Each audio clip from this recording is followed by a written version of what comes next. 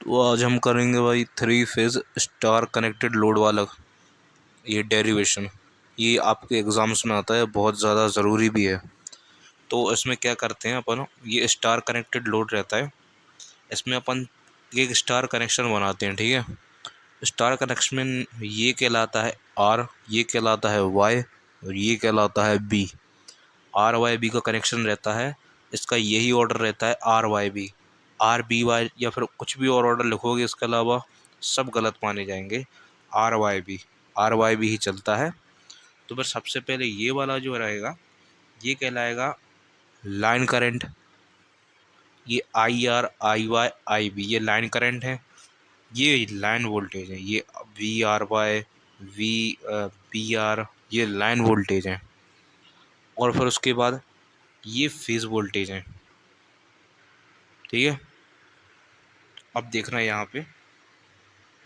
यहाँ पे आपके जितने भी ये लाइन और फेज वाले करंट हैं, लाइन करंट और फेज करंट, ये दोनों इक्वल रहते हैं स्टार कनेक्टेड लोड के केस में। ये स्टार कनेक्टेड लोड है ना, इसमें हमेशा लाइन करंट और फेज करंट इक्वल होते हैं।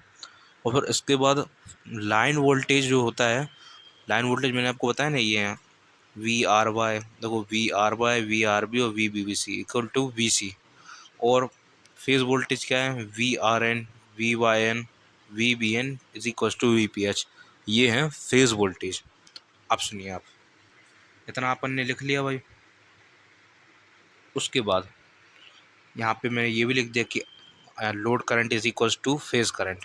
अब इसके बाद क्या करना है आपको, आप मुझे ये बता, देखो आपने वेक्टर में क्या पढ़ा था कि जैसे वेक्टर में लिखा है, जैसे कभी वेक्टर में अपन लिखते हैं कि जैसे R12 लिखा है तो फिर R12 जो होगा ना वो R1 माइनस R2 होता था। ऐसे ही यहाँ पे वी आर वाई जो होगा ना वो V R N minus V Y N होगा। अब आप देखो V R Y V R minus V Y और एन आपको यहाँ पे लगा देना है जो भी फेज वाले हैं।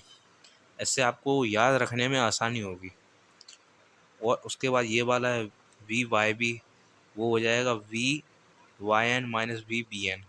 और जो वी बी आर हो जाएगा ना वो V B N minus V R N. आपको बस ये देखना है, दो जो ऐसे हैं ना, दो ऐसे माइनस में आ जाएंगे, Y B V Y minus V B. ऐसे आपको याद रखना है, ऐसे में याद रखने में सहूलियत होती, मैं भी ऐसे ही याद रखता था। अब उसके बाद क्या करना है, फ्रॉम लिख देना कि फ्रॉम इक्वेशन 1 to n, इनको 1 2 3 मान लेना, लिखना कि फ्रॉम इक्वेशन 1 to 3। अब क्या करना है, कोई भी इक्वेशन में ना आपको वो लगा देना है सबका squaring both side. Squaring both side मतलब तीनों का सेपरेटली स्क्वायर करना है, इसका square plus is equal to इसका स्क्वायर। तो ऐसा आप करोगे तो फिर आपको ये मिल जाएगा वी आर एन स्क्वायर। इसमें लगा दे रहे अपन पहली वाली क्वेश्चन हम लगा दे रहे हैं V R Y is equal to V R N का square plus V Y N का square plus two V R N V Y N cos 60। क्योंकि ये जो रहते हैं ना, ये वी आर एन ये वी बी एन ये 60 डिग्री के एंगल पे रहते हैं। ठीक है, और फिर उसके बाद इनको आप ऐड कर दोगे तो फिर कॉस 60 आ जाएगा। कॉस 60 की वैल्यू √3/2 होती है। और फिर ऐसे आप इसको लिख दोगे तो फिर ये हो जाएगा V L equal to under root of V P H. ये लोड है ना, ये क्या, सॉरी लोड नहीं, ये लाइन करंट है। ये V R by V B Y B V B R ये लाइन करंट है। और ये फेज करंट है जितने भी एन के साथ लिखे हैं। तो ये V L is equal to 3 under root of 3 V P H का होल स्क्वायर हो जाएगा। तो फिर V L equal to under root 3 V P H आ जाएगा। बहुत आसानी से आपको मैंने समझा दिया ये वाला क्वेश्चन। ये पूरी थ्योरम आपकी आती है पेपर में, इसको एक बार आप अच्छे से देख लो। और रुको, अब ये पूरा कंप्लीट नहीं हुआ है, अभी इसमें ये डायग्राम बचा है। ये डायग्राम को समझने के लिए आप देखो, सबसे पहले क्या करना ना, अपन ने क्या सीखा था, वी आर एन। देखो जो मेन है ना line current, V R N है वी वाई एन है वी बी एन है। इनको आप बनाओ पहले, तो वी आर एन को बनाओ, फिर इसके 120 डिग्री एंगल पे वी बी एन को बनाओ, फिर उसके बाद 120 डिग्री पर वी बी एन को बनाओ। फिर उसके बाद क्या करना कि इन सब के नेगेटिव ले जाओ भाई। जैसे इसका नेगेटिव यहाँ आ गया माइनस बी आर एन, इसका नेगेटिव यहाँ आ गया माइनस बी वाई एन, इसका नेगेटिव जो है ये यहाँ आ गया माइनस बी बी एन।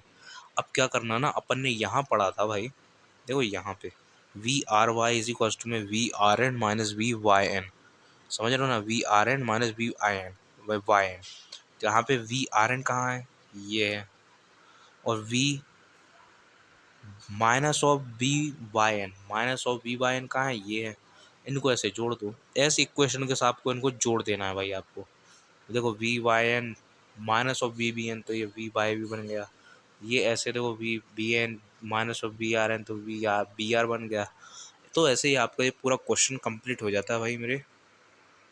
देख लो भाई, एक बार अच्छे से देख लो, बहुत इंपॉर्टेंट क्वेश्चन है।